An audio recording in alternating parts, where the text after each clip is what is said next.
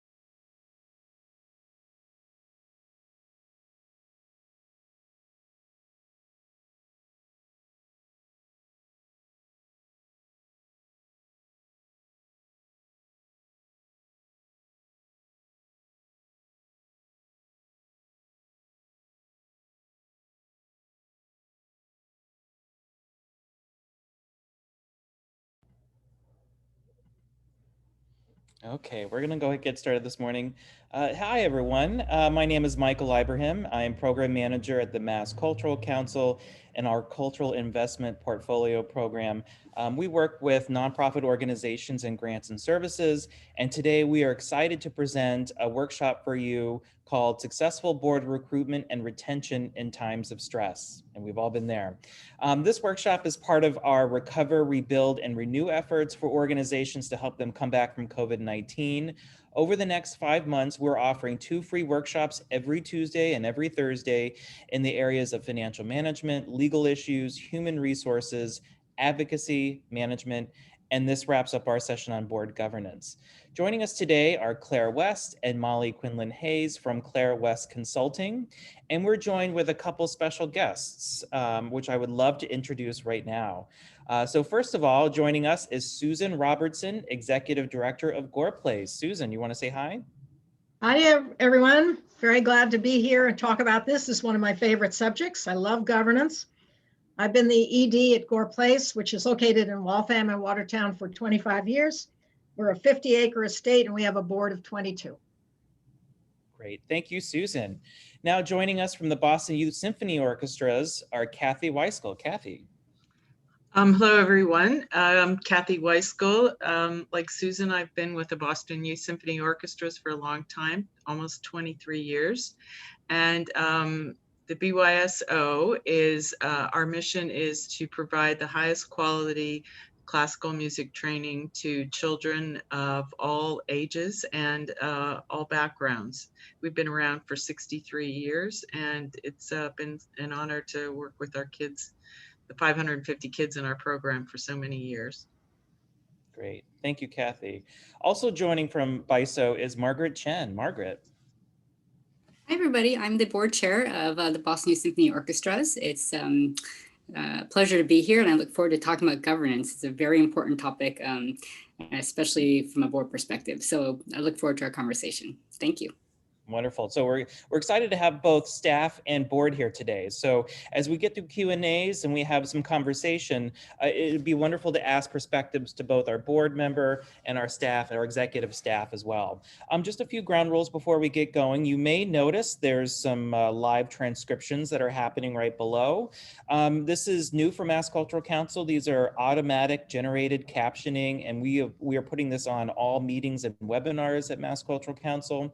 If you you need additional accommodations beyond the live transcription like ASL, just please let us know when you register, and we are happy to make sure that we have that for you.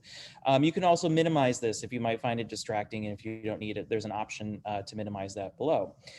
We will have time for questions throughout this presentation. Obviously, we have excellent presenters, and we have phenomenal voices from the field who provide their real expertise to this topic. So you will have questions. We are happy to have conversation.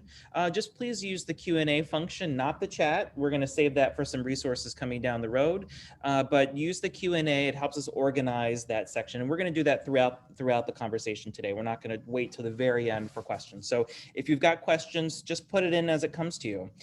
This session is being recorded, and it will be available on the Mass Cultural Council's YouTube channel later today. Since you've registered and I have your email addresses, you will be getting an email from me later today with the link to the recording and all the wonderful materials that Claire and Molly have created, including the presentation and other tools that will all go out to you in the same email. This session will run for 90 minutes, so we'll be wrapping up hopefully at 11:30. And my colleague Quinlan King is here, and Quinlan will be sending some resources. She's already doing that. Thank you, Quinlan. Some links to register and ways to access some of our materials in the chat box. So we want to welcome Quinlan.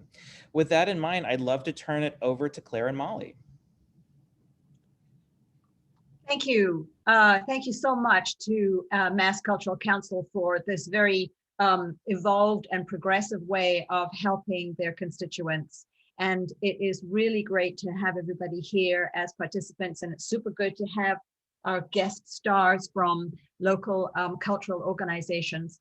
My name is Claire West, principal with Claire West Consulting and partner with Molly Quinlan Hayes, Claire West Partners. I am a rapidly graying, short white woman wearing a blue shirt and intermittently today glasses. My pronouns are she and hers, and I'm speaking with you today from the ancestral lands of the Tohono O'odham people. I'll let Molly introduce herself, and then we'll talk about the agenda for today. Great, thank you, Claire. Good morning, everyone. Thank you for being here. I'm Molly Quinlan Hayes. I'm a middle-aged white brunette with freckles and glasses. My pronouns are she and her. And I am coming to you from the lands of the Eastern Cherokee and the Lower Muskogee Creek people in North Georgia. So like our guests, our local guests have already reiterated, this is one of my favorite subjects too. I'm a real governance wonk, and I really love talking about recruitment and retention because I believe it can be done right. So what we're going to cover today at quite a clip, because we also had some questions from the registrants when you all registered for this session, and we really want to make sure we address those. Some of them we feel we do address in this agenda that you see on the screen, and some of them not so much, so we'll see if we can give some time at the end to addressing those issues. So today we're going to start with recruitment basics and new techniques for recruitment in the age of COVID-19. We're going to talk about board diversity as a core value. We'll address the new orientation process in the age of COVID, successfully integrating new voices and perspectives, the board's increased attention to risk assessment and management in this time. I think that there is a separate session offered through this series by MCC, so they will dig deeper than we will today. We'll talk about retention basics and new techniques, changing up your board meeting agenda, elegantly managing inactive, unengaged board members, and we'll give a good deal of time to stories from the field. We'll do our question and answers, although as Michael says, we'll be checking those throughout the session, and we'll do our wrap up.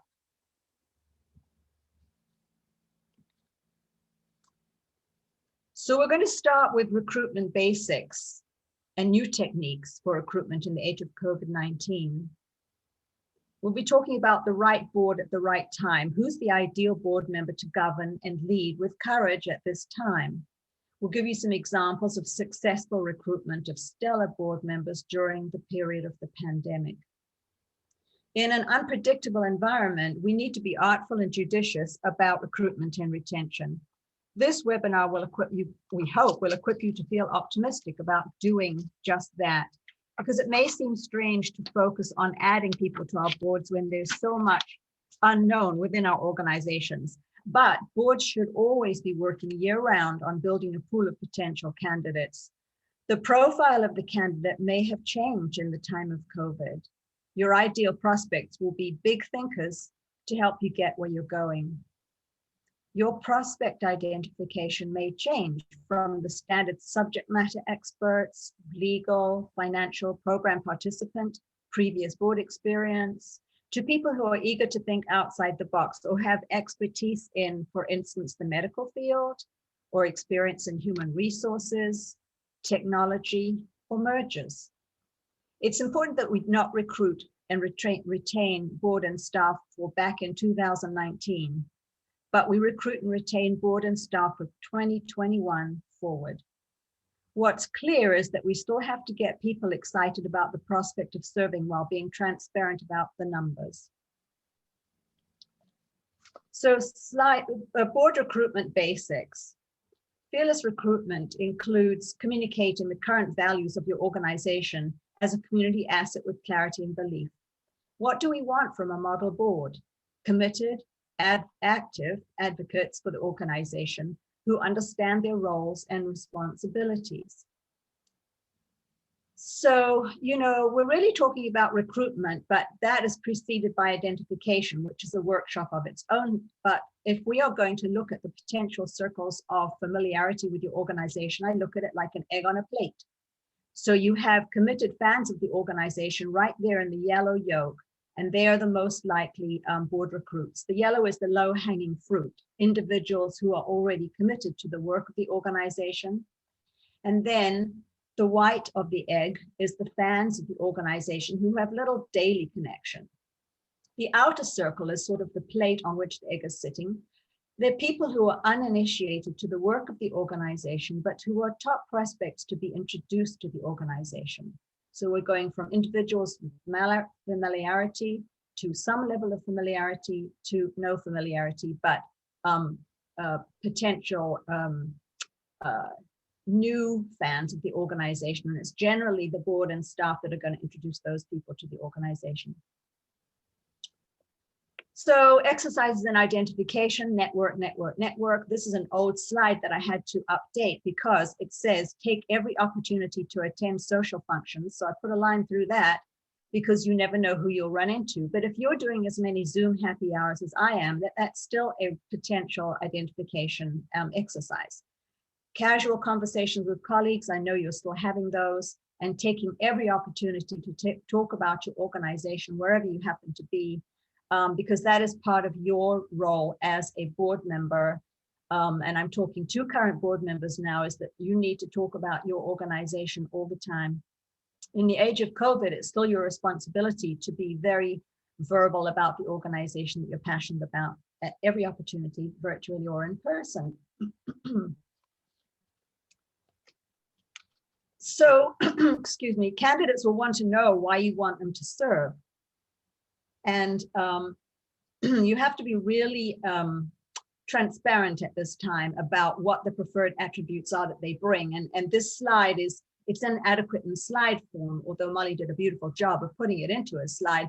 But you all, I think, have some kind of matrix by which you figure out the profile of the ideal board member, your gifts and gaps that are existing on the board. But it's good to have, if I describe this slide, if you need to describe a bar along the top that talks about your current members and what attributes they bring. And then if you put a bunch of X's into the columns underneath their names or following their names, you'll see which columns are empty because you're going to have desired attributes listed and you're going to have some of them filled by your current board members, and the ones that are blank or not quite so well populated are the ones where you want to go and look for your new recruits. But in the age of COVID, this very matrix will want to have been updated because you probably want a slightly different profile of board member. So this may look different depending also on where you are in your lifestyle. I mean, in your life, sorry, not your lifestyle, your life cycle as a nonprofit. and whether you're transitioning from a hands-on board, for instance, to a governing board. And I'm going to ask BYSO if they would like to talk a little bit now about having experienced that transitioning. I'd be happy to talk about it because of my long history with BYSO. The board, when I first started, was primarily made up of parents from the organization and some community leaders, but very few. So the question became, how do you get out? How do you have more of a balance on the board? So long story short is that we instituted term limits. So you can be on our board for a total of 9 years, 3-3-year terms. So after each of those years, you can always do a lot of evaluating, and I know you're going to be talking about the graceful exiting of some board members as needed. But once we did the term limits, that was very big. That made a big difference. But the other thing was we instituted a give-get policy. So it took a long time to get it through the board. Our first give-get was 2,500. Currently it's 10,000, but that 2,500 meant that automatically you were going to have people who were going to self-select and wouldn't be on the board. So then once you started to get people who understood what the give-get was all about, then they knew what they were looking for to recruit within the governance committee, so they were recruiting like people to do that. So that 2,500 was an awfully big push, and then it laid the groundwork for eventually, after a couple of years, to go to the 10,000, which is where we are now. Thanks. That's great. That's really great. And there is that moment in one's life cycle as a nonprofit where you are moving from parents in your situation, and I've worked with so many wonderful youth symphonies, to a more representative board. And later, I hope we might be able to address a little bit more of the term limit situation, because it's a good tool. It's not the Bible. There are organizations I serve on that don't have term limits, but we'll circle back to that one. I would only add one other thing to that, and I wouldn't want to be disparaging about the parent issue per se, because we have parents on the board. Margaret's a current parent or alumni parent or alumni. It was more the conflict of interest of and people not understanding actually what governance was. So at the same time, you had to educate the board of what their fiduciary responsibility was, not being on the board because they wanted to advance what their own child was doing in the orchestra. So it took a while, but it took hold. So that's great. No, absolutely. You. Thanks for clarifying that. Goodness, parents are very key liaisons to have on boards. And we'll be talking about orientation to ensure that the subject of conflict is actually addressed. So in the age of COVID-19, what do you do? This year, 2 boards where I serve as governance chair this year, or in 2020, recruited 5 of the most sought after individuals in the community as new board members right in the middle of a pandemic. We were scrupulous about presenting the current situation to each candidate, and candid as to what we believed they would bring to the board and what we believed that they would get out of it in return. And far from hesitating, they each jumped at the chance. They said they were honored to serve and got to work immediately. Now, Khalid asked me recently what was our pitch that was made successful in drawing them in, and I think it was real clarity about what we saw them bringing to the board. It's also critical, as has been raised, to be clear about how the candidate is expected to contribute financially to the organization, and by being flexible about what contributions look like. Cash contributions are the most common type of treasure, but it can be valuable to have board members provide in-kind services. and open doors to potential donors and people of influence, and connect with members in the community. Be sure, however, that you're not recruiting professionals to serve on the board to perform free services that you really should be paying for. Okay, Molly, I'm bouncing it over to you. Thank you. So just to reiterate and build on some of what you've heard so far, again, what is as important as communicating what your organization's needs are in a recruitment setting, it's also critical to listen back and to really understand clearly what the candidate wants or expects from their service and what your expectations are, as Kathy was just describing. We all know that every board member has a different reason for serving. Some, it's their personal family connection to the organization. It could be about social status. It could be that they're a giver at heart, or it's a professional step up. So I think it's important to discern that. And reasons can also include wanting to be in on the artistic process, which is often not what they'll participate in. And that can sometimes disappoint board members if that's kind of what they expect. And clearly, the best recruitment tool is being asked to serve by someone who's important to them. So can you honestly provide what they're seeking? I had a board member who very early on was very explicit that he was interested in driving change, particularly in the technology and online presence of the organization, which was not the speed at which the board was used to working.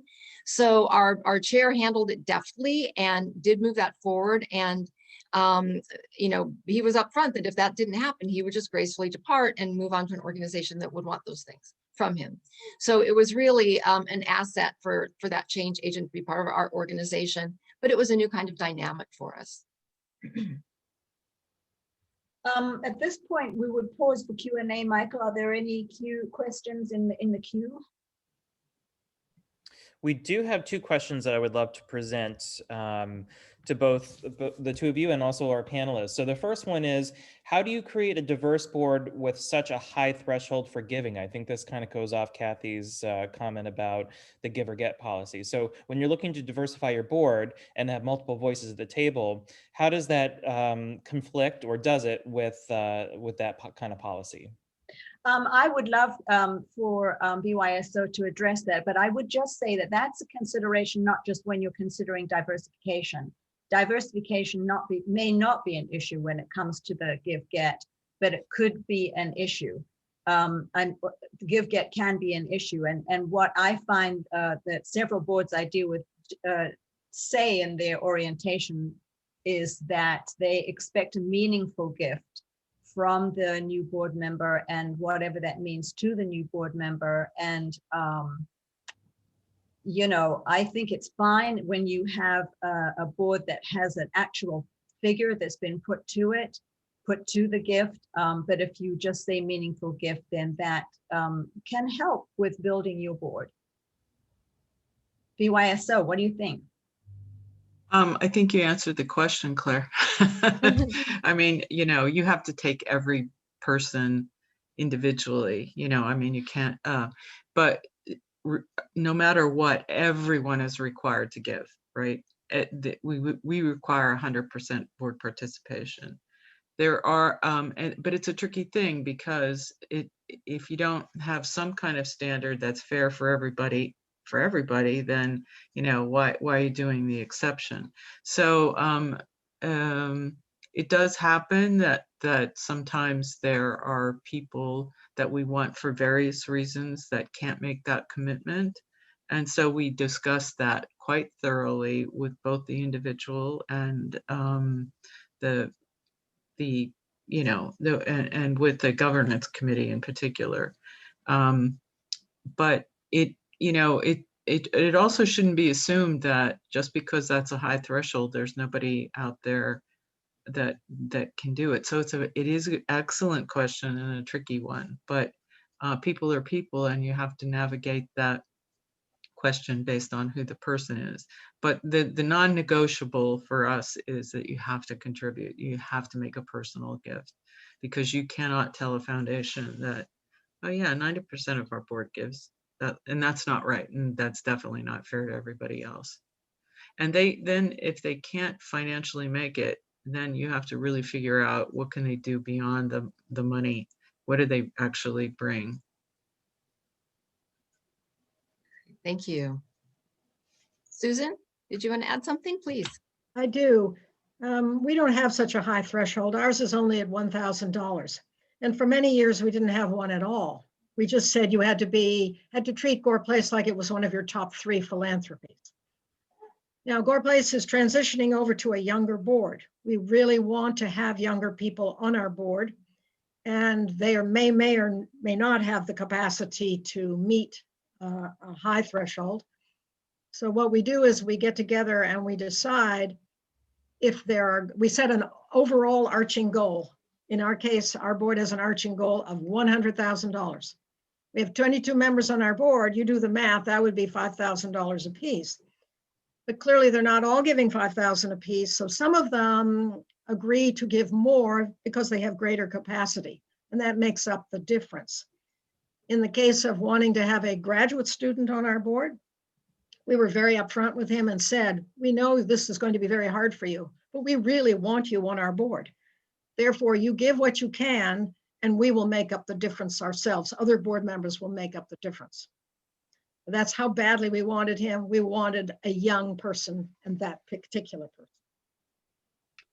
Well, that is a beautiful segue into the next section, which is board diversity as a core value. And board diversity, whatever that means to you, is a key part of this presentation. But we want to acknowledge that Mass Cultural Council is diving deep into this in separate opportunities for its partners and constituents.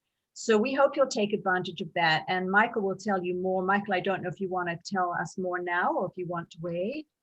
I'll just be pretty brief on this, because we still have a lot of questions coming in. I knew this was going to be a hot topic today. Mass Culture Council, in addition to these 42 webinars, we've been doing a lot of listening sessions and a lot of additional work around diversity, equity, inclusion, and access. And so I will say, as those opportunities start to roll out, many of you are on our mailing list, our Power of Culture. We just sent a good one out this morning. So as those opportunities become solidified, just be on the mailing list so that you can register for them as they come together. That's all. Thanks. So as we dive into this subject, I'd also like to reference here the American Theatre article authored by Michael Bobbitt in January, when he was still artistic director of the new Repertory Theatre in Watertown, Mass. And just before he started as the new executive director of Mass Cultural Council. And here are a couple of quotes from that article. If you want to learn how to attract younger people and BIPOC folks to your organization, add them to your board and staff. Make sure that there's enough diversity among the decision makers to affect all votes. If only a few BIPOC people are in the room, then the decision makers are unqualified to make decisions that consider all people. Boards should be ambassadors. They should fight oppressive and inequitable practices. So thank you to Michael. Is he stopping in today at all, Michael? Do you know? He's not going to be able to be here today. As you can imagine, his schedule is quite full. Yes. Okay. So firstly, we know that there's a range of attendees at this webinar with different lived experience and different backgrounds and different staff, board, and constituent makeup. There's no one size fits all. We're not everybody here today is the same. But in 2021, we hope that just about every organization understands the value of diversity, makes explicit and public their commitment to diversity, equity, inclusion, and accessibility. We've seen recently in our field a troubling example where a major organization practice wasn't perceived as aligning with their policies in this area. This can certainly come from a benign place, but walking the talk is critical for board members to do and for prospective board members to see. We should also say out loud that DEIA efforts need to be reflected in all aspects of the organization, in addition to board representation, staff, programming, community engagement. And I must say that at this point, you have to kind of refer to your matrix. There was one question that came in yesterday from a registrant, and I'm just going to say it, that it was, how can we avoid tokenism? And one way is to refer to that board matrix that we had a slide of earlier and make sure that the attributes that you want on that that you want on your board that are reflected on that matrix, you can go and find people who have, there we go, who have, who are from traditionally marginalized segments of society, and they have those attributes. And so that is a way to avoid tokenism. So I'm going to move ahead a little bit to, Molly, I'm going to move to the diversity assessment slide.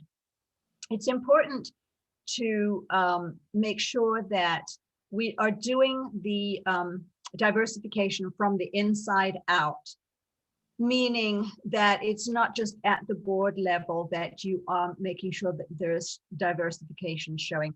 This slide, again, you can't see it very well as a slide, but it is from the Nonprofit Leadership Alliance, and it's called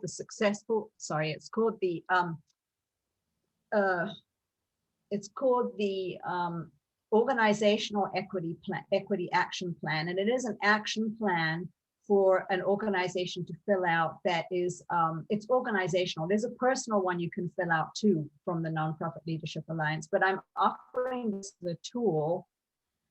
The problem with this is that it relegates diversity to an equity team. And we feel that it shouldn't be relegated to an equity team, that it should be practiced by the whole organization.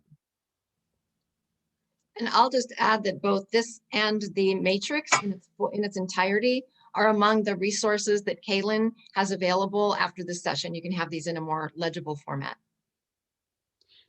Thanks, Molly. And I'll just wrap this segment by saying practicing non-discrimination and anti-racism is not the same as proactively and with intention seeking out your constituents of color, those living with disabilities, those marginalized by society, in order to populate your boards, committees, and staff. Non-discrimination statements are passive statements. They're important, but they're passive statements stating what you don't do. Intentional cultivation and recruitment is what you do.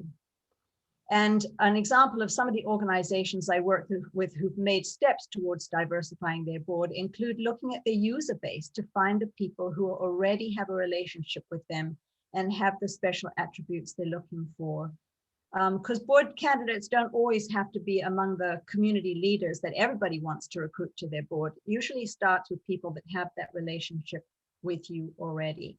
And of course, if you call upon a potential board member that has these attributes that you're looking for and they have to decline, do ask them if they can make a recommendation for a candidate with similar attributes. At this point, we'll take questions and answers or input from our organizations. I would love to pose a question here. Going back to that expected financial commitment, we've talked about that a little bit. A question is, how do you recruit people if there is an expected financial commitment? This person thinks that some people would be scared off and would not even consider joining in the first place.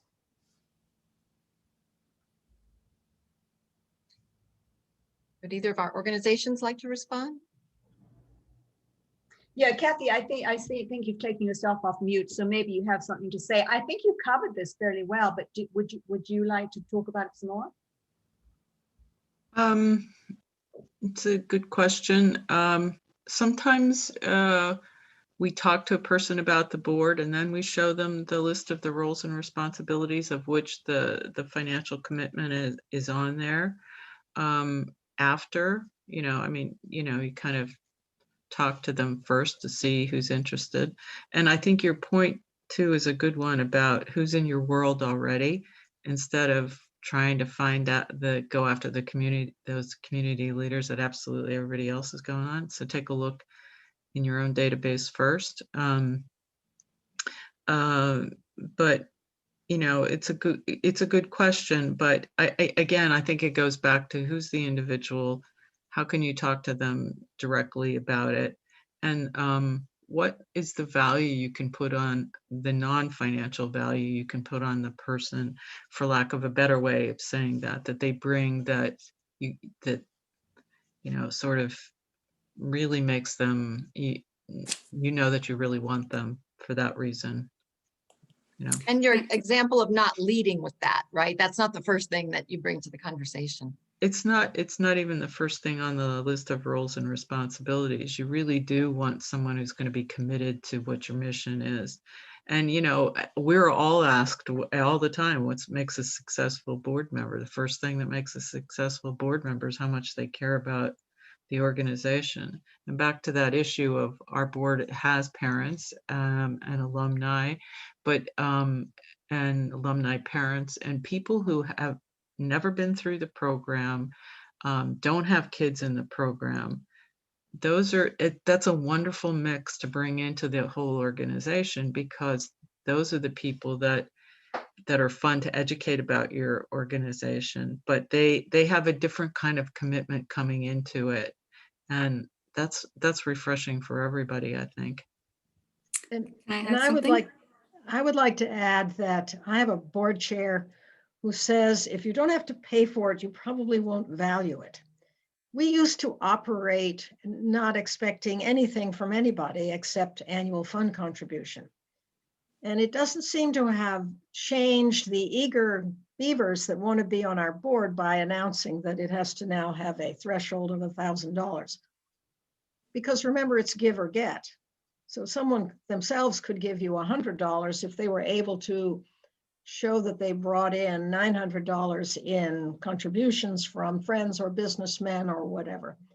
But we haven't found having a threshold is a real problem. From a board perspective, I would say that culturally, talking about money is not is challenging for a lot of people, and we've just decided that you can't do that because we're nonprofit organizations. We need money in order to operate and to thrive and to grow. So Kathy is absolutely right. Mission is the most important thing. That's the first level of commitment that we see and we look for. But secondly, we do share the roles and responsibilities. But what we do is it can be very hard to hear sometimes what those roles and responsibilities around financial commitments are. And so we have different levels. We have the governance chair, we'll have someone, an officer, we'll have Kathy, our director of development, Martha Robinson, or we'll have somebody, like 3 people basically talk to each potential board member. So we all appreciate what the responsibilities are, including the financial commitment. And at every point we ask. So that is socialized. And I think that is very important. And to what Susan says is true. I believe that there are dollars out there, and it's just matching the right and finding the right people who have sort of support and excitement about our mission, but also about what we are as an organization. And that does require financial commitment.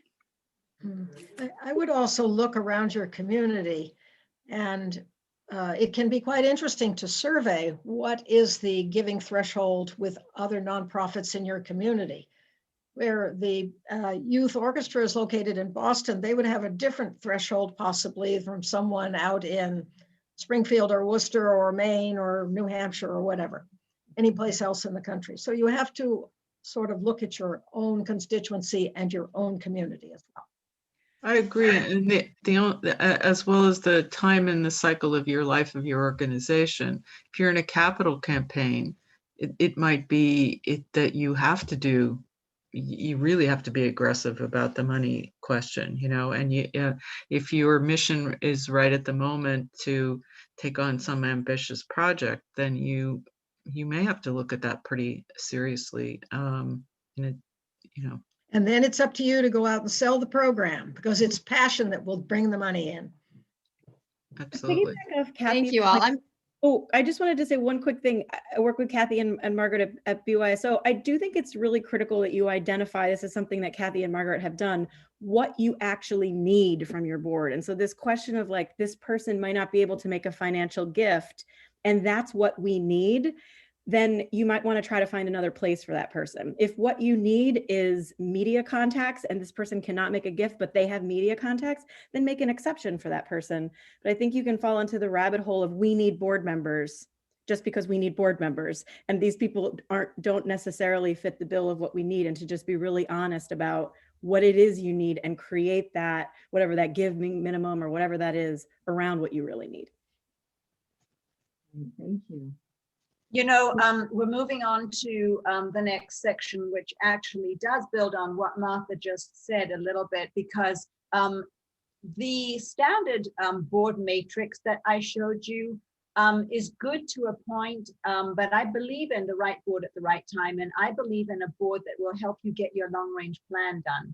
Now, a lot of our long range plans have been a little bit derailed over the past year, but nevertheless, I think that wherever you are, as Martha just said, you need a specific type of board member for this time to have you get this many tasks done in a given period of time. And generally that's something that's been laid out by your strategic plan. So I believe in recruiting to the strategic plan. We're going to talk about orientation. One reason is because it's key to board satisfaction, and two, because it did come up quite a bit in the registration comments that we reviewed last night. So providing new board members with what they need for satisfying service, including the hard new facts today and the information a board should expect and needs to make good decisions at this time, is what we're going to cover. So stick with me because it gets a little bit dry, but good orientation is key to a lot.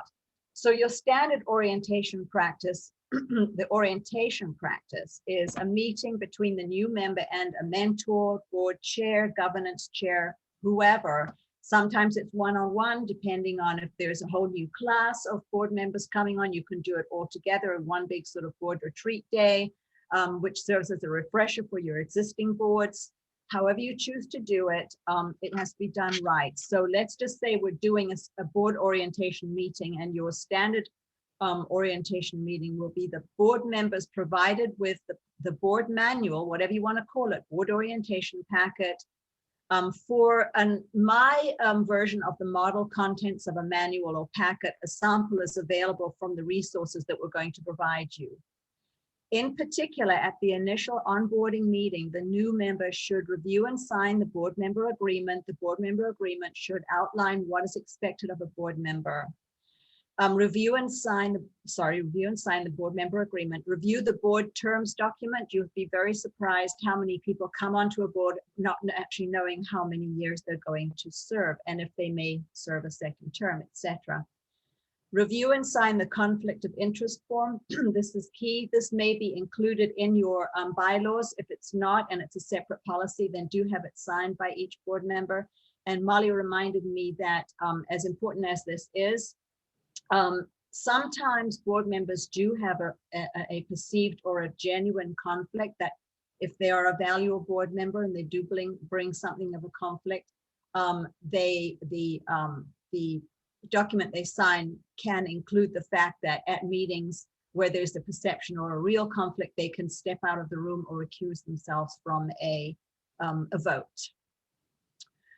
During this orientation meeting, they'll be asked where their particular interests lie, if this hasn't fully been covered in the recruitment process, and what they hope to bring to their role on the board, including selecting a committee to serve on with a clear description of each committee's job responsibilities. They should have ample opportunity to ask about the areas the orientation has not covered, questions they may have, and then have a chance to hear about the organization and the board's culture.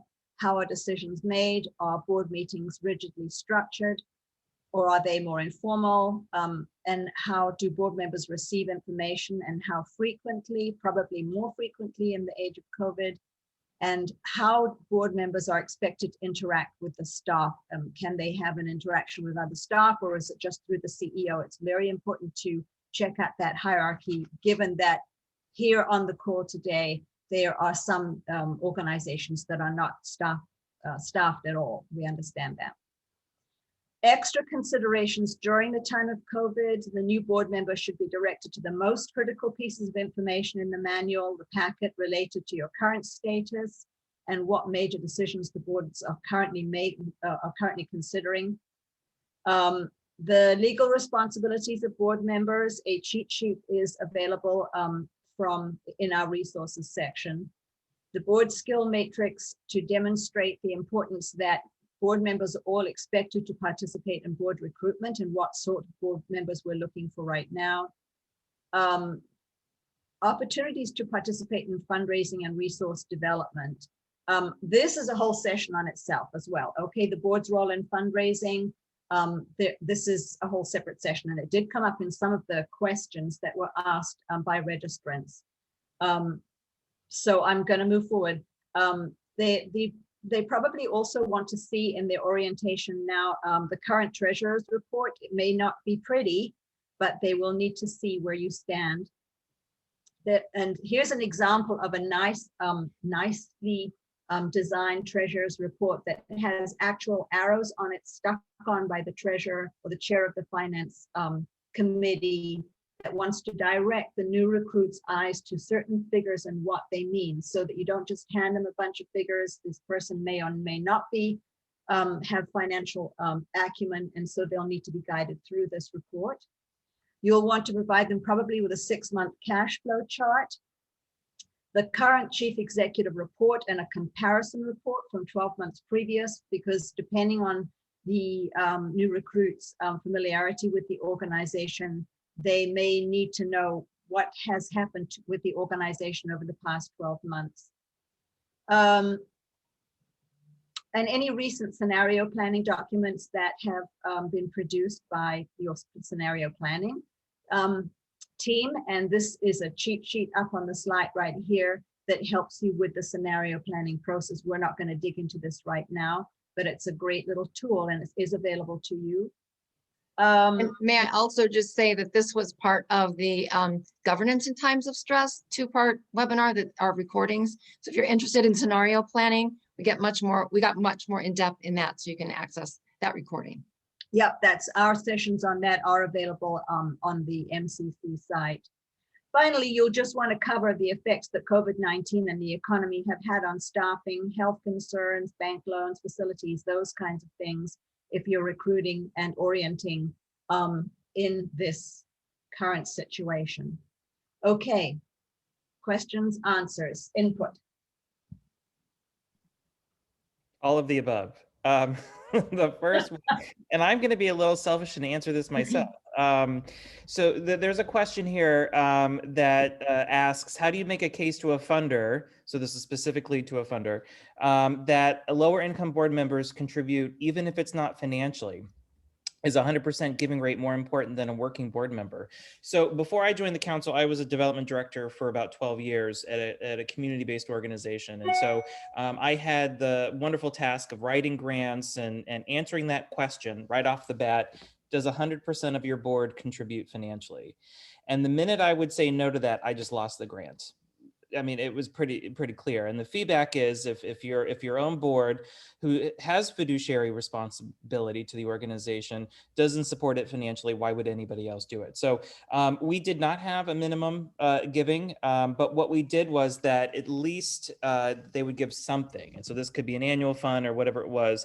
And I remember a board meeting one night, it kind of passed the hat to put $1, $5, whatever you had at that time. So I could answer yes. And the conversation that I had with board members then was, contributing $5 or $10 now allows us to potentially unlock $100,000 or $200,000 in a grant of some kind down the road. So I haven't seen really an application, and of course we don't ask it at Mass Culture Council, that says how much money does your board give as part of an application. Never seen that, but I've seen multiple times, does 100% of your board of trustees contribute financially? And so in a competitive grant writing world, saying no to that question is really almost impossible to get a grant. So I just say that real quick. We do have a question here, actually to Kathy. Kathy mentioned 3 types of board members. Would you repeat, Kathy's 3 types of board members who speak with prospective candidates? I actually think Martha may have touched on that, but Margaret may have touched on that. But the way we do it is that the names come up in the governance committee. And the governance committee is called governance committee because it's not just nominating committee. It really does look at all of the issues related to the fiduciary responsibilities of the trustees. So governance committee, we talk about them then.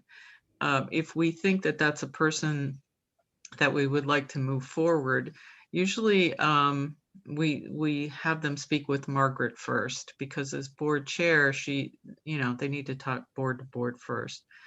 And or it could be that that particular person talks to me first, and I do BYSO 101 with them. I tell them about the organization, what we do, what our mission is. And the third one is the chair of the governance committee. We have a great chair of the governance committee, and that person always talks. So there are 3 touch points before we even take it back to the governance committee, nominate them there, and then the nomination goes to executive and then to board. Great. Just one question. This was a little earlier in our conversation.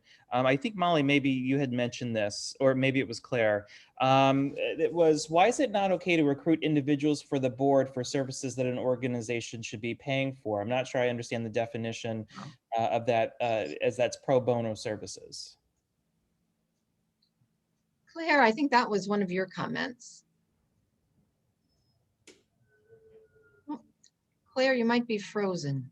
I think Claire's frozen. She may have meant something like auditors. You don't get pro bono service from auditors. You better pay them. I think that might be the direction on that. Okay, we'll take Claire's silence as a yes on that.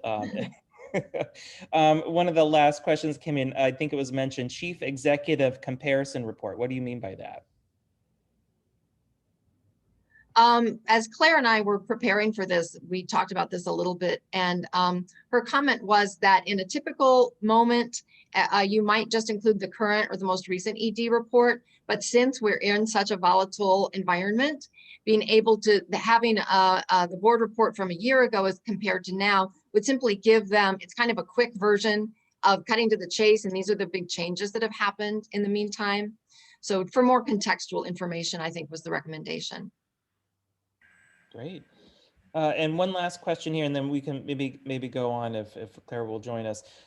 Does your prospective board members also interview with your executive director?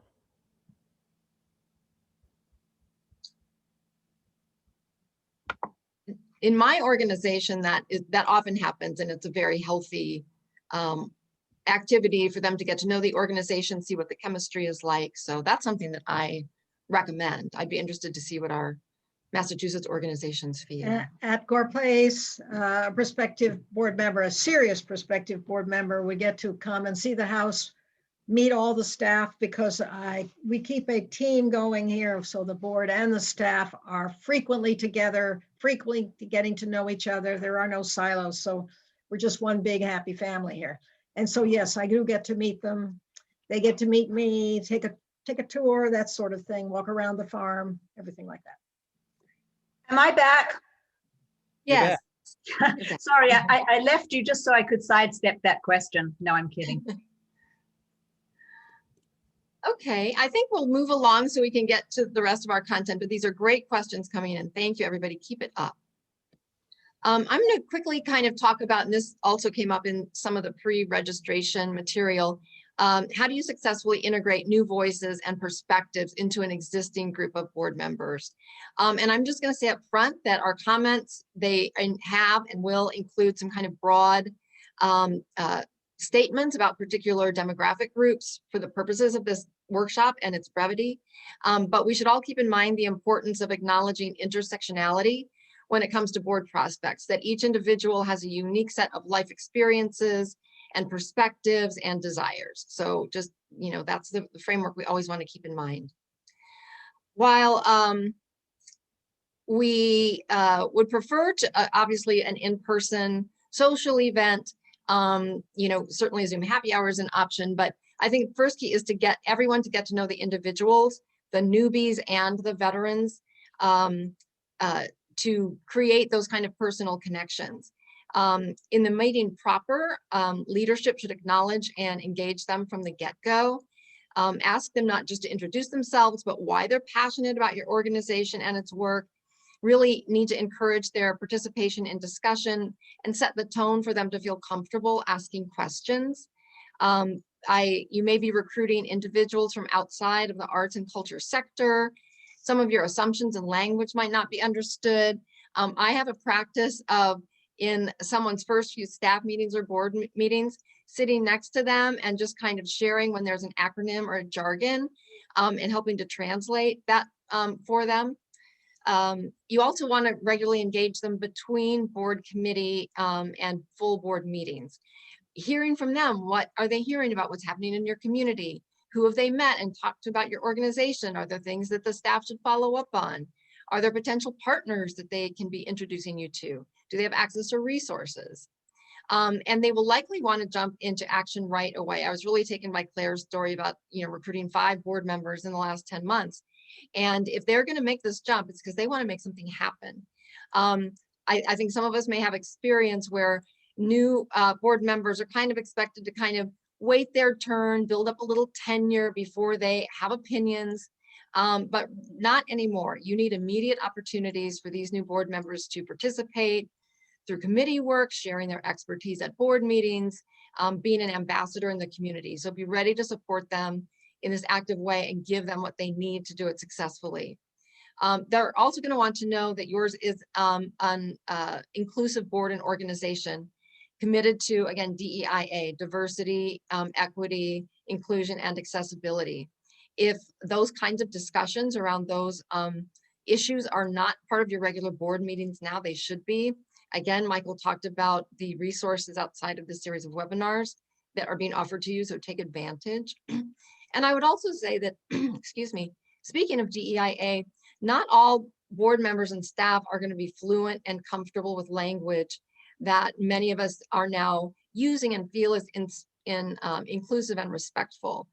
This might be a board training opportunity that you need to provide. The use of they, theirs as pronouns might be unfamiliar to many. Eliminating handicapped from our vocabulary and using disabled and a person with a disability has got to happen. Ask how someone wants to be identified in terms of race and gender. Don't assume anything from appearances. If your new board member has a disability, make sure you are accessible. Again, by asking them and not assuming, do they need information in an alternate format? Are all of your meetings, whether regular or online, accessible? Love this open captioning that Mass Cultural Councils do. So again, no assumptions about what they need or want. I ran through that very quickly, but I would certainly invite any questions or if there are comments from our organizations about integrating these folks as I click through my points. I'll just say quickly from our conversations, folks are used to the golden rule, treat others as you want to be treated, but I think we've evolved that and we've gone to the platinum rule, which is treat others how they want to be treated. And that is first asking them how they would like to be treated in some of the descriptors that you had, Molly. So it's something that we practice and is part of our conversation at Mass Cultural Council platinum rule. I have one question that I would love to get in here as we go along. This is from one of our attendees here in the group, talking about different board members. How about the board members who have diverse younger members already, but are struggling to have older members who are able to really financially contribute? How can the board and executive director access that network when they don't have access through their own communities? If anybody want to talk about that. Either of our organizations have thoughts on that? It's an interesting challenge to have. I don't understand the part where they don't have access to their community. What does that mean? The last part of that? I think when they might not have access to older members who are able to really financially contribute. They have a young board. Well, they better get out and meet them, hadn't they? Sure. Do you want me to answer that question? Sure, go for it, Susan. I'd be happy to.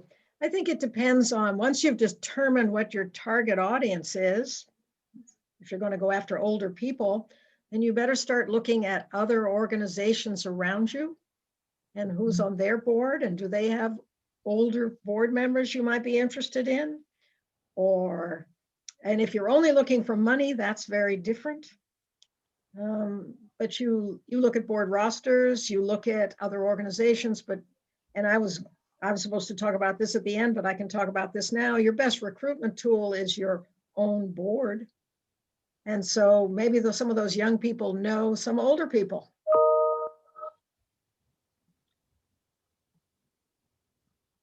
Any other thoughts from BYSO? Okay, great. We'll move on to using tension productively, embracing the devil's advocate.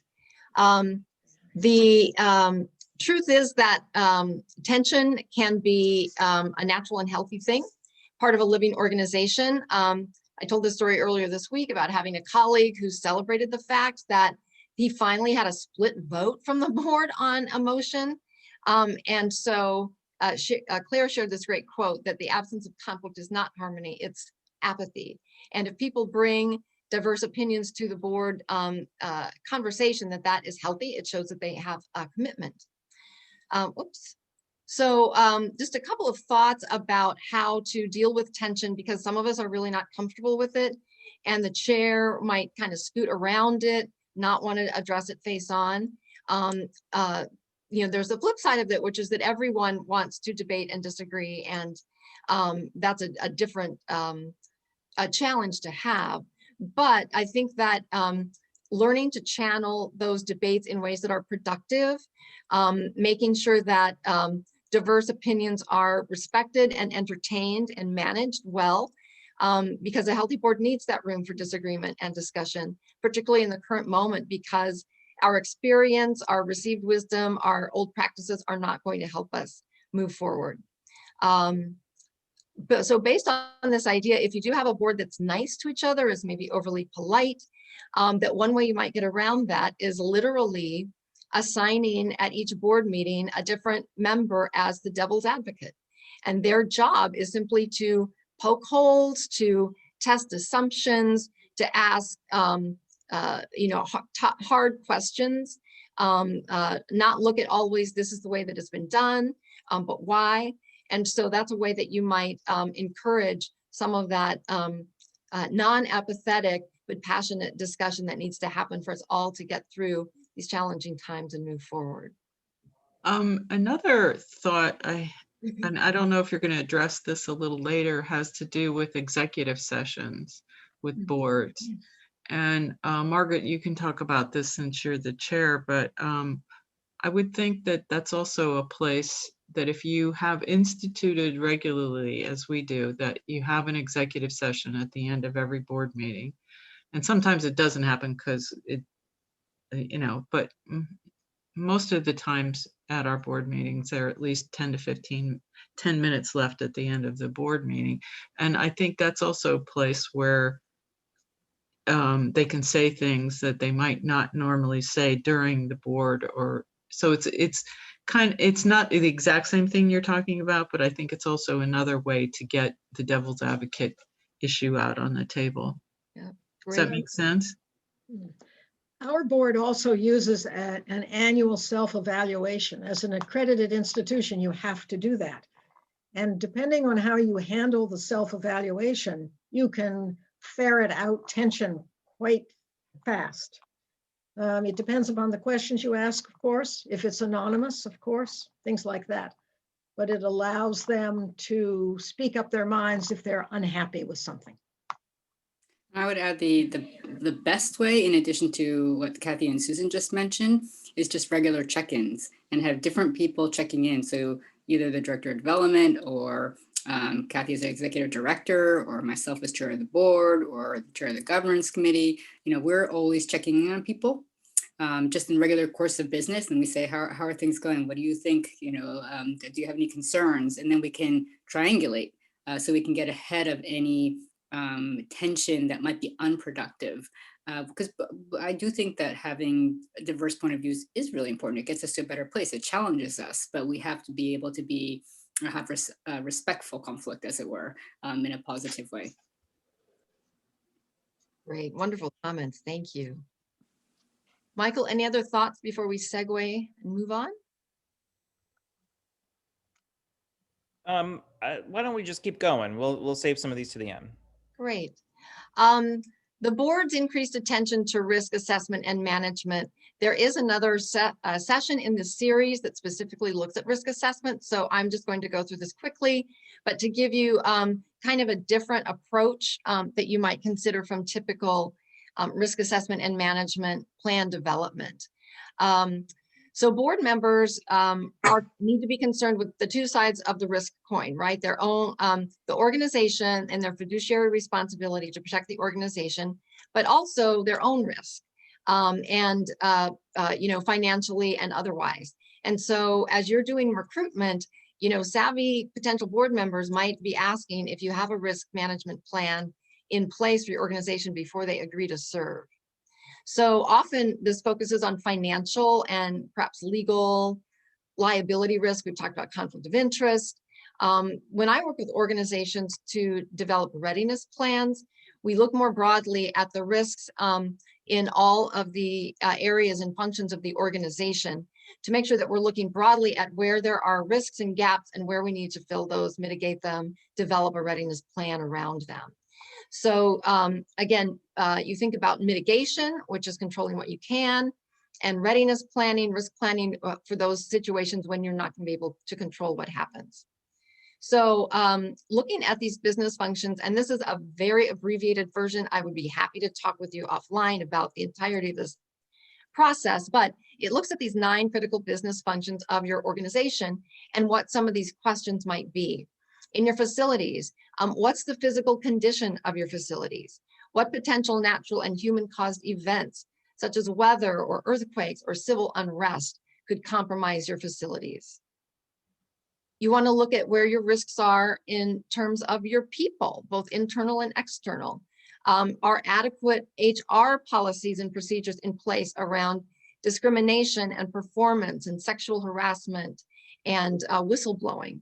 Are you prepared in the event that a key staff member or leader for volunteer-run organizations is suddenly absent? Do you know what your backup plan is? In the area of finances, legal, and insurance, do you have adequate insurance, including property insurance, liability insurance, and D&O? Are your funds protected and monitored to prevent misuse, including restricted funds? We're all can be in financial scary times right now, but board members need to make sure that funds are utilized to the letter in terms of their purpose, particularly if they are donated funds. In IT, are you taking steps to ward off cyber threats? Is sensitive data secured and accessible only to authorized individuals? Communications, it's really critical that board members know, for instance, who can speak to the media and who can't. Perhaps having a policy around the use of their social media when it comes to talking about your organization. Programs, we've all experienced interruptions and cancellations of programs over the last 10 months. So unfortunately, we all have some experience thanks to COVID, but do you have a plan to inform participants as things shift and change? A board member would want to know, are you subject to refunds or paying contractors if services aren't being performed? Looking at your assets and collections, and those of you in collecting institutions, I have to say, are way ahead of the curve in compared to performing arts organizations, although that sector is trying to catch up. But how are your valuable equipment and technology and artifacts and records protected from damage and theft? Trainings and drills, are evacuation drills, are data recovery tests and safety walkthroughs regularly carried out? Looking at your community, do you have a relationship with local first responders? Do you have a battle buddy who, for instance, you can use their space, virtual or physical, in case yours is suddenly shut down? So these are just quick examples of how to think about risk in your operations, but by doing so, you can figure out where your risks are, focus attention on managing those to be really the bones to form your risk management plan to demonstrate to new board members that you are looking at every opportunity to protect what they are investing their time and money in. And I'll also harken back to Michael's comment about grant seeking, is that funders are looking for readiness and resilience right now more than ever. And so if you can say that you have a risk management plan, that you have a readiness plan, I think that can possibly give you a leg up in terms of being in competitive funding situations. So I'll take a pause there. We have questions or comments from our panelists. We do, and I would love to, and I did introduce her, but Martha, why don't you come on for a second? Martha Robinson, who is the Director of Development at BISO. Thanks, Martha, for coming in. I know you've been commenting a little bit on the side, and not everybody can see it, so I wanted to make sure that we share your great expertise to everybody who's on the call today. So one of the questions was accessing communities outside of someone's network or their community. And you had a great response. And do you mind sharing that with folks? Sure. Hi, everyone. This is something that we actually did think a lot about at BYSO. Kathy mentioned sort of that transition, and it didn't just happen when we decided to change our giving guidelines. You know, we then had to try to really seek out folks that could meet that giving threshold for us at the time. That was our need. And we went through a lot of really deep who do you know with everybody, and we're doing that now as we're entering a capital campaign too, really sitting down with everyone who is in our kind of our network and really saying, like, let's just list everyone who could potentially help us and talk about how we might connect with them. And in some cases it's easy, and in some cases it's really takes, you know, 3 people to get to that one person, but it's gotten us a lot more exposure into the networks that we want to be engaged in. It's a slow burn, it takes a long time, but it certainly is the way that you can take this, you know, begin the transformation, and to not underestimate the people that you are connected with by assuming that they're not connected to other folks. Because if they have the right tools and they're super excited about your organization and they want to tell people about it, they might actually know more people than you think. And that can be a good first step. One of the things that Gore Place has done over the years since its founding was to align itself with like-minded institutions. So if you're looking for groups outside your current community, maybe that's one way you could do it. If you look for a like-minded institution, Gore Place has a farm with land. It also has a beautiful house with collection. So we align ourselves with organizations that are also interested in land or farming or beautiful houses with collections. And we get to know some of the players there. And we also can ask them to join us on something or other. Maybe it's a small collaborative program. Maybe it's whatever. And we also have a history at Gore Place of having 3 such organizations have a seat on our board. And at the first blush, you think that's kind of a silly thing, but it actually has proven to be very helpful because it forces us to look at new people that we normally would never talk to. And the board seat only lasts for 1 year, and they can change out. Sometimes the other of these 3 organizations give us a name. Sometimes we have to go find the name. It still opens us up to new people. So I would suggest you think in terms of like-minded institutions. Thanks, Susan. And I also want to raise up one of the points that Martha had mentioned in a comment about asking your funders to who do they know that are in some of these spaces, and looking for board members there. A lot of times, either corporate funders or government or other private philanthropy has that larger field of vision. And so once they get to know you, asking, you know, so this is where we're going, this is our strategy, this is where we're looking for, are there organizations or people that we should be talking about and taking some of the leadership role? Martha, do you want to talk about that a bit? Sure. I mean, I think it just comes down to like talking to everybody, and, you know, any interaction that you have, especially if they know your organization, to ask about that. But I know it can be tricky if you don't already have those corporate connections.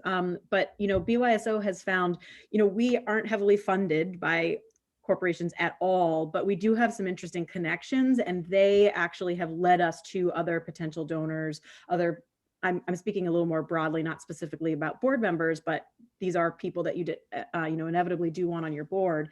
So I think that it's really just maybe sitting down, and we really did this, like literally writing on a piece of paper, like, okay, who's in our community, who funds us, who supports us, who knows about us, who lives near us, and how can we sort of make those connections? And it takes time, but it takes a lot of effort to meet with all those people to maybe get to somebody. But I feel like, the MCC is a great example, but funders want to help you be successful. So while they might not say like, oh, here's the number of, Joe Schmo, and she's a super wealthy and very well-connected person that you should want on your board, you might get a lead that'll lead you to something else. Thanks, Martha. And no, we do not keep a list of people. I'm sure that would be worth its weight in gold, but we do not have such records on that. All right, we do have some questions, but why don't we get through, because we've got about 15 minutes left, and we'll get through the rest of your topics, and then we'll open it up. Great. All right. Thank you very much. Great questions. I'm so thrilled people are sticking those questions in the Q&A. So we're going to talk about retention, because that was sort of 50% of the reason for doing this workshop. And I will have to say that good orientation cannot be stressed enough. The primary reason members leave before their term is up is because of conflicting expectations. So retention of the finest board members through to the conclusion of their terms is generally due to an exemplary orientation in the first place, and consistent engagement throughout the year. And Margaret has already said that a lot of touches throughout the year are important ways of keeping that board engaged, and particularly now when your board is concerned about how you're doing. And it's easier to keep the board engaged at the moment because there's much to do and very little business as usual. So standard retention techniques include some of the stuff that's been talked about already today by our guests. But number one is constantly refer to that board member expectations sheet that they signed at the beginning of their term. And changing up the board meeting agenda, this has been talked about a little bit. In most board meetings, traditionally, you'll have one or two people who will drone on, and that tends to make board members sort of self-hypnotize. So try to make sure that everybody has a chance to speak up at board meetings. That's why generative board meetings are a good idea. If you have your consent agenda first, then you can really focus on a topic and everybody can get involved in the discussion.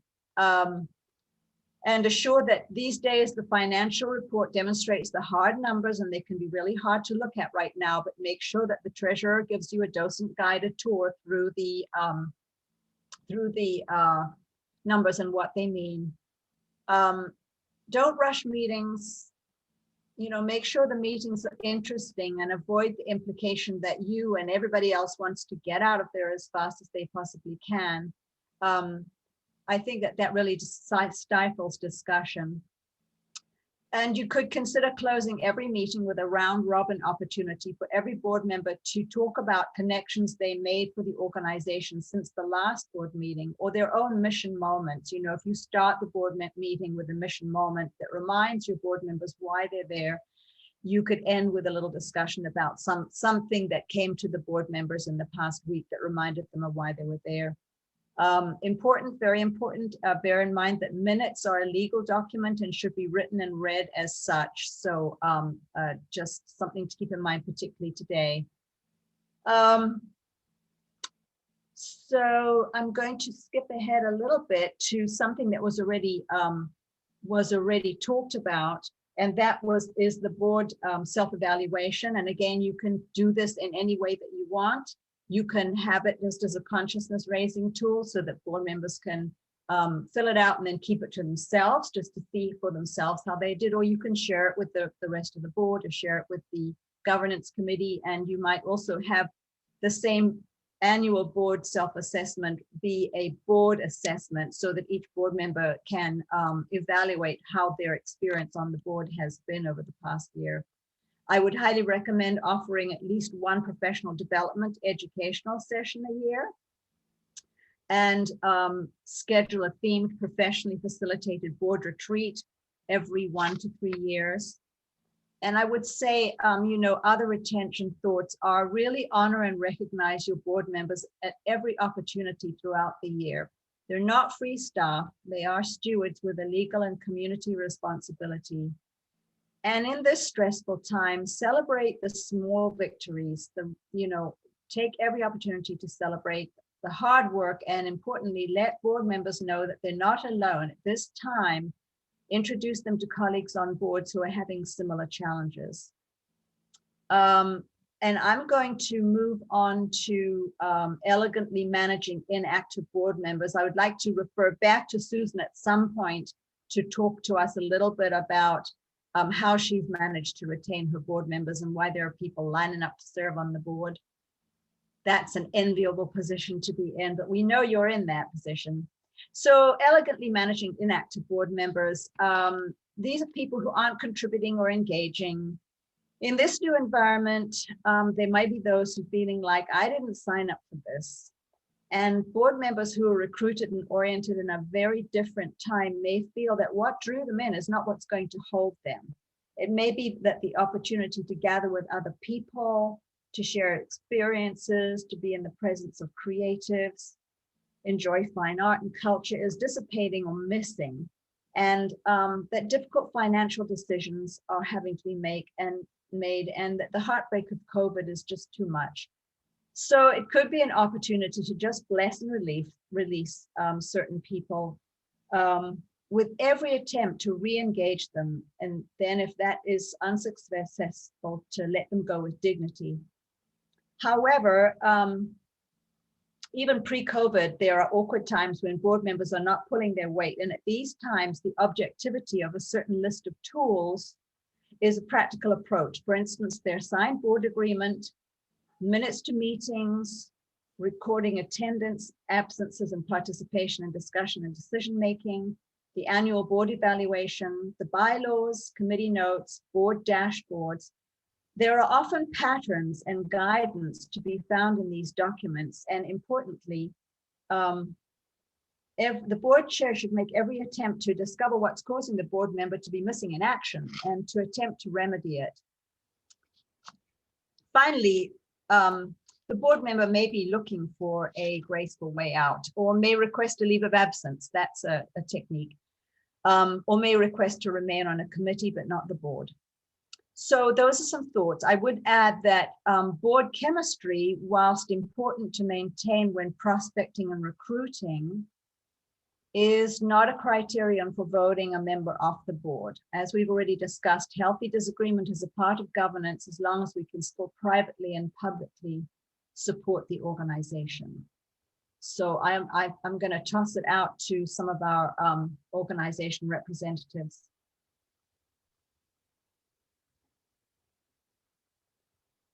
Any thoughts or questions on that? If not, I'm going to ask Susan to talk a little bit about her management of how her chair is, how you as an organization have managed to line up so many people that are interested in serving on your board. Yeah, it's almost a problem. And I think I'll just tell you one tidbit. We have fun. I don't know how else to say it, but this board has fun. I have one board member who is on multiple boards, and he says, quite frankly, this is the only one he enjoys. He serves on the others because he feels he should, but this is the one where he has a great time. Why does he have a great time? Well, we make sure there are quality discussions. We always leave a point at board meeting where there's a discussion period. We meet 7 times a year. Every board meeting has a staff member come in and make a presentation. You can question the staff member and get a lot of behind the scenes. And what we want to hear from the staff is not only what they're doing, but what's their vision for their position in the organization. So we're all about vision and planning. And that makes us fun because you know what's going to happen. I remember we went through a recent accreditation process and the accreditor said, I never met an organization that has as many plans as you people do. Well, but we've also accomplished a great deal. And one of the ways we accomplish it is because we know what we have to do. We review the strategic plan annually. Our board always has on a normal year, always has a board staff dinner where we always just sit around family style and just talk. And then we often have some kind of quasi games we play, but they're actually games to figure out what we're going to do about something. So we're having fun. I just wanted to swing it over to Margaret, the president of the board at BISO, because I do believe, just for a time crunch, to give you an opportunity for any sharing words from the half of an actual board president. Okay, so I think everything that Susan and Kathy and Martha said is true. My only piece of advice is it's hard work. I mean, being on a board is incredibly rewarding, but it's also hard work, and it's a fun job. But if you have a mission and you have a belief in what we can do for the community and what we can do for us, it's our student musicians. Then you have a longer commitment. You have a near-term satisfaction, but then you have a much longer-term vision of how your legacy, as it were. So I would say, so that's the first thing. The second is I do think having fun is very important. So one of the things that we've enjoyed on our board is that I have 15 new friends that I didn't have before.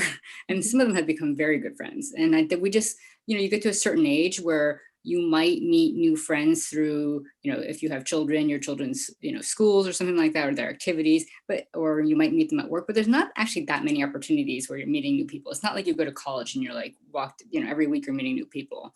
So this is a way where you actually get satisfaction personally because you meet people who work in very different fields from you, things that I would have no expertise in at all. And it's very interesting. And so you realize their perspective, and that's what makes this work also very interesting.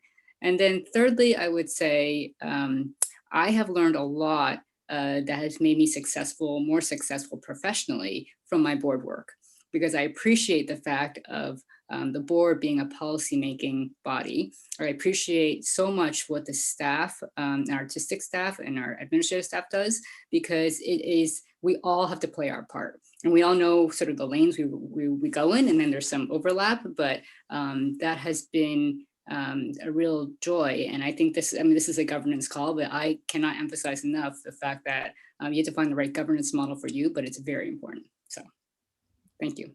Great. Thank you, Margaret. I would say we're getting a lot. We only have a few minutes left. We could be talking about this to the end of days. I know it.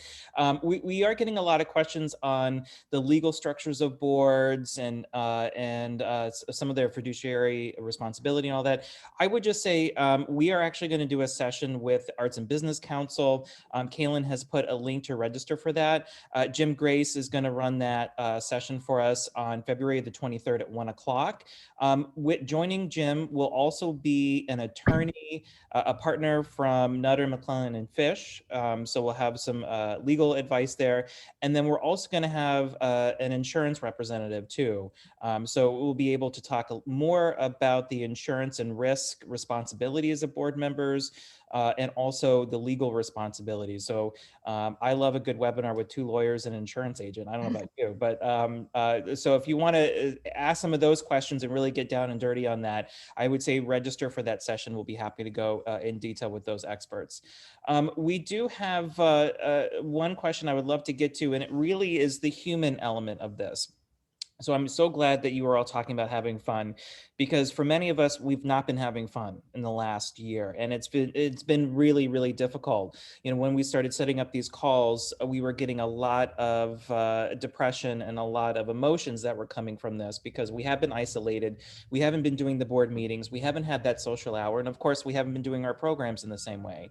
And so I think a lot of board members are struggling with that burnout that is coming from helping navigate the organization through COVID to make sure that we are here, when this is all over, and doing a lot of decision making that you probably weren't prepared to do without some of the joys that come along with it. So just on a human aspect to some of our organizations here, how do you, if you're on a board or you're supporting a board of trustees, how do you balance the work that they need to do in a crisis with the burnout that many folks are really feeling at this point? Having fun and, Zoom cocktails is a good one, but are there any other recommendations that you give us?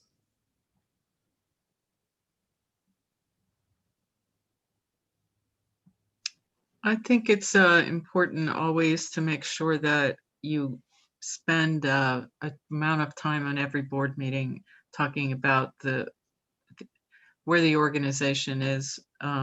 At the beginning of our board meetings now, the music director always comes in and talks about how the kids are doing, what projects they're working on, that sort of thing. Because first of all, it sets the tone for the rest of the meeting, but it's really why they're all engaged to begin with. And hearing that first is really important to the individual board members, I think. And yeah, it's a challenge and it ebbs and flows, you know.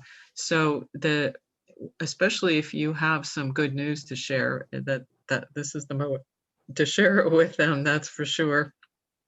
And that is a catalyst for keeping them feeling engaged and feel together. I would echo her words. That's why the staff comes into each meeting and tells what's going on, and are we all feeling very positive? And we are. We're not negative at all. In fact, we're finding that COVID has caused us to use technology in a way we hadn't before. It's caused us to rethink how we do some of our on-site programs in a way that is actually going to be better off for us in the future, and we expect to keep the stuff going. So I think I agree with her. Be as positive as you can. Great. And I will say for those executive directors that are out there, on February 25th and then the week after, we're actually having a workshop just for executive directors and similar leaders in balancing the stress of running an organization and supporting a board and just keeping it all together. There's not a lot of executive director support right now. And so part of our human resources services is really focusing on executive leadership and supporting you during times of stress. So you can find that on our blog, and Kaylin has already put it up. Thank you, Kaylin. We are past time, so I want to say thank you so much to Claire and Molly for some of the great materials here today. And of course, our representatives from the field, Susan Robertson from Gore Place, Kathy Weiskell, Martha Robinson, Margaret Chen, thank you so much for giving your expertise and your experiences with this. I think it's just great for us just to know that we're all in this together and folks are figuring it out in the same way.